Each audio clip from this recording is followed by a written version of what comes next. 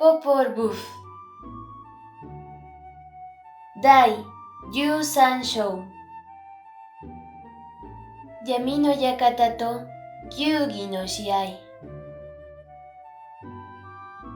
次にシバルバの主たちはフナフプーとイシバランケを闇の館に行かせました。そして若者たちが闇の館に入っていくと、すぐに死者が来て、燃えている松の松明とタバコを若者たちに渡して言いました。この怒って松の松明とタバコを明日の朝になったら形を崩さず、このままの姿でシバルバの主様たちに返すのだそう。若者たちのお父さんはこの松もタバコも燃やしてしまい、シバルバの主たちに殺されたのでした。そこで若者たちは松の松明には金剛インコの尻尾の赤い羽をつけ、タバコにはホタルをつけました。それで見張りの者は火がついていると思ったのでした。翌朝になって見張りの者たちはシバルバの主たちにそのままの形の松明とタバコを見せました。シバルバの主たちは驚いて言いました。あの若者たちは誰の子供なのだ。俺たちを苛立たせる奴らだ。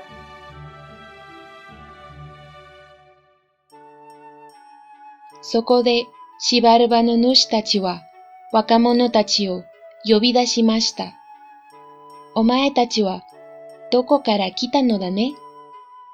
誰の子供なのだね？若者たちは答えました。さあ、それは私たちにもわからないのです。そうか、それなら仕方ない。さあ、球技をやろうではないか。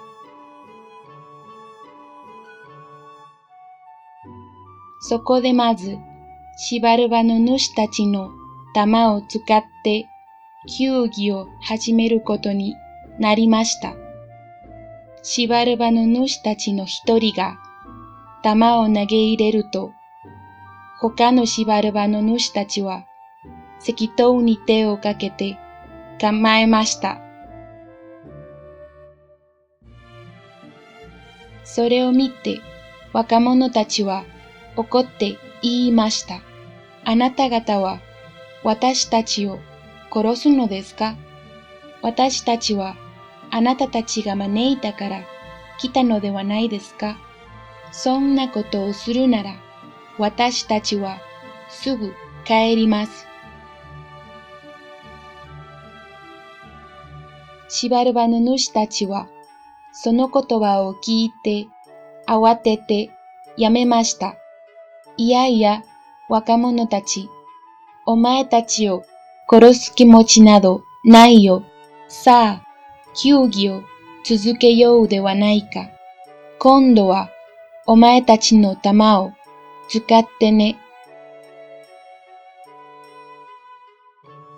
そこで若者たちの弾を使ってまた球技が始まりました。